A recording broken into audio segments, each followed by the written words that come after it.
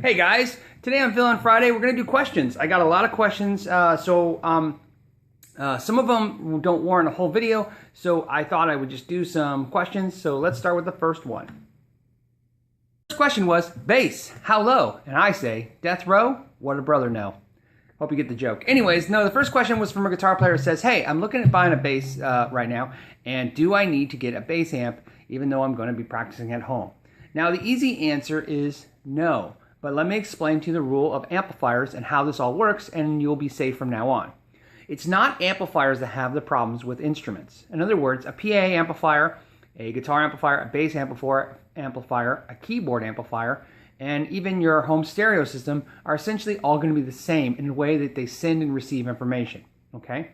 How they make it sound will all be differently, but there is no issues with what you input. So in other words, if you were to put a CD player into your guitar amp or your bass amp, PA, right, or guitar into all those things, you're going to be safe. It's the speakers that have the issue, and this is the easy rule to remember this from now on. Only guitar speakers are problematic. In other words, guitar speakers by nature are usually thinner and technically have a shallower push, and they can't take a lot of low frequencies. Now, that is a general explanation. Keep in mind, please, if somebody's putting in the comments that their speakers do, obviously, yes, there are guitar speakers that will take lots of low frequencies. That's why there's 8 and 7 string guitars now.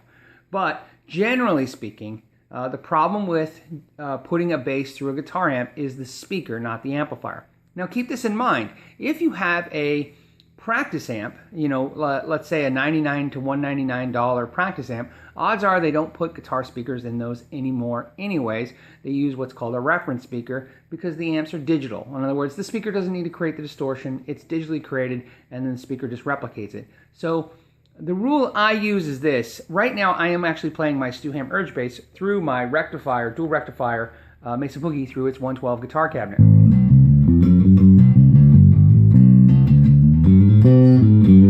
All I do is make sure that the speaker is not getting any more signal or push or bass frequencies than it would get from my guitar. So I just don't jack up the EQ on the bass so low that I think that that speaker can fart a little bit, because you can damage it pretty significantly, pretty quickly.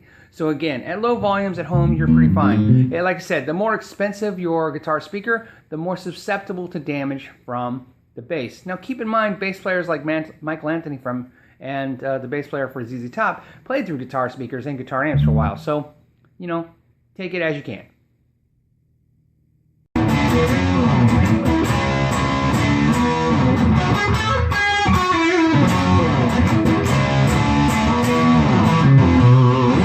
Okay, the next question was, who is the greatest band ever? And for no reason at all, I say Toto.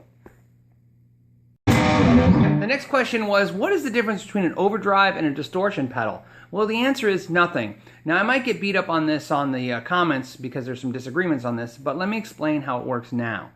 Those descriptions used to imply a whole lot and now imply very little. The idea is that an overdrive is a lower amount of distortion, maybe something like this, and a distortion pedal will be full on. But that also is not the case. Take in point the new EVH 5150 pedal by MXR that says overdrive. It's obviously a distortion pedal. Now, because it can do overdrive by turning the gain down, maybe that was their thought process. Paul Gilbert says that because of the way he grew up, he calls all distortion pedals fuzz boxes, even though he doesn't really technically play a whole lot of fuzz, because that's what he was just they were called when he was a kid by his friends, so he calls them that. So that's what happens. So the question is, if you're looking to see if you're looking for distortion or overdrive, sadly enough, use your ears, not your eyes, and you'll be better off for it. How do you pick a pick? And that's a very good question. In fact, so much so that I get it asked a lot.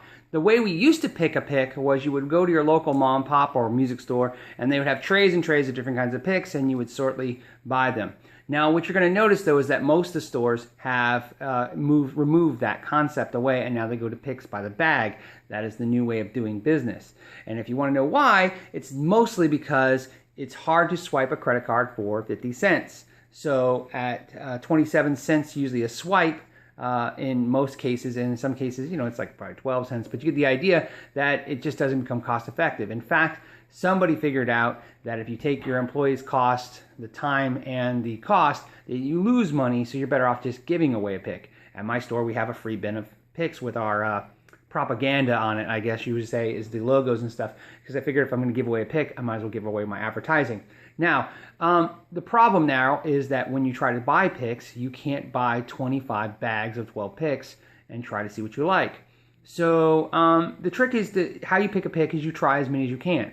I have an idea. You'll see it soon. I'm going to be announcing that I am going to be selling variety packs of 72 pick bags. I'm calling it called the grab bag. It'll have 72 picks in it. Some picks will actually cost as much as $5 and $6 in the bag, and some picks will be as low as 30 cents. But what's great is the bag will be valued at 50 cents a pick. I think it's like 30 bucks for 72 picks. And you'll see more about that. It's just an idea that I had a while back for this exact reason. You buy this master pick and it'll have every kind of brand. In fact, it'll even have descriptions of the picks inside the bag and where to get those picks when you want to buy them. Ironically, not all from me, which, because I don't carry everything.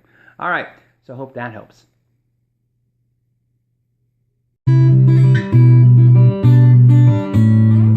The next question is, what is better, a solid-state amp and a tube amp? The question was that they were being told by friends and other fellow musicians that they need to get rid of their solid-state amp and get a tube amp, and they didn't know why.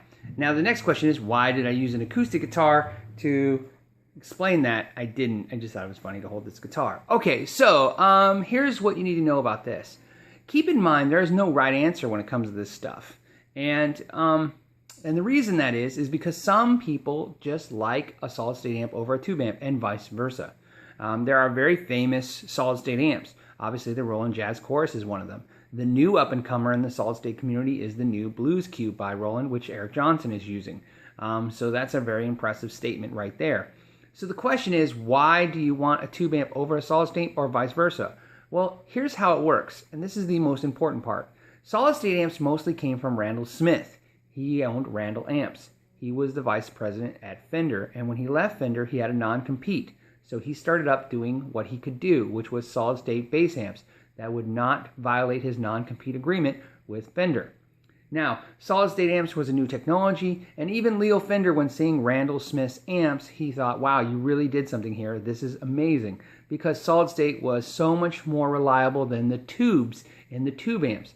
They took voltage better, they took more abuse, they could be dropped a little harder, and everybody thought that was going to be the future. The problem is that because tubes have kind of this organic feeling to them, when guitar players play with them, they feel the compression of the way the frequencies come through the amp. I guess that's a way to put it, right? You can feel this push-pull reaction to the amp.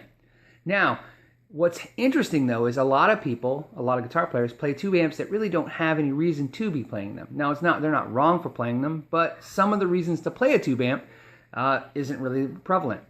Two biggest reasons why tube amps have dominated the market for so long are these. One, they are technically louder than solid state. In other words, when given push to shove in the market that has been presented to us as guitar players for the last 30, 40 years, 100-watt tube amps usually decimate 100-watt solid-state amps. Now, obviously the bass community plays solid-state no problem, and their amps can really pound a punch because they've increased the wattages to insanity, like 600 to 1,000 watts. So realistically, right, because it takes more power to actually push low frequency. That's one reason why those bass amps have to do that. So the point of this is, you have to buy the amp that suits you. If you think the solid state is better, there are guys who play tube amps that just grab a solid state amp for a gig because they know it's more dependable, it does the job, and it sounds fine. Really, the end result is, think of it like this. A musician is no different than a chef. You're preparing a meal, you're preparing a song. If the end user enjoys the meal or the song, you've done your job, hopefully. And if you feel pleased with it. So the answer to you is not that you need a tube amp. They're telling you that, probably unfortunately, because some idiot at a guitar store, like me, told them they need a tube amp. And the truth is, you need what you want. In other words, you need to feel the need to want this amp. So if you want a tube amp, you should buy one. If you're playing your amp and it sounds fine, then it sounds fine. Now keep in mind, the other aspect is, if the band is telling you that they don't like your sound, well then that's something you have to figure out a compromise on, okay? But ultimately, when this question, I ask only one thing. If you hate your amp sound, then get rid of it. If you like your amp sound, keep it.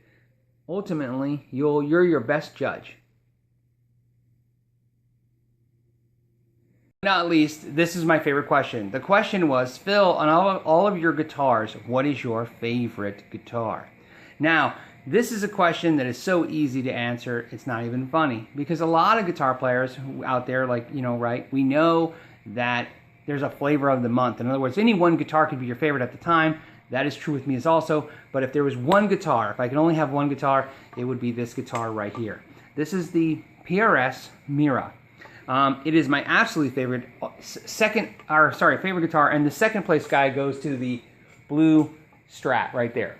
But keep in mind, this is why this is important to me. I can have any Strat and I'd be fine, right? I can dial most any Strats into play the way I want them to play. So any Strat would be fine, but that's the Strat I like the most out of my collection. But if I lost it tomorrow, I would just go get a Strat.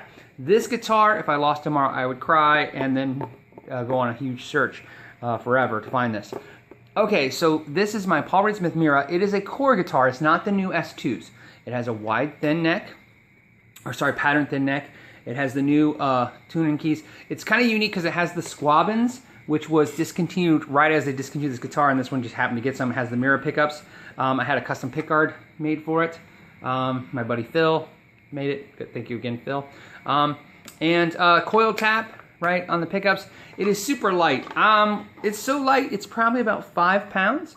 It is dented and chipped every single place on it, literally from the massive amounts of abuse and play to it. If I was to take all my guitars combined, I know, and add them up like flight hours on a plane, this guitar would have more hours combined of all the guitars.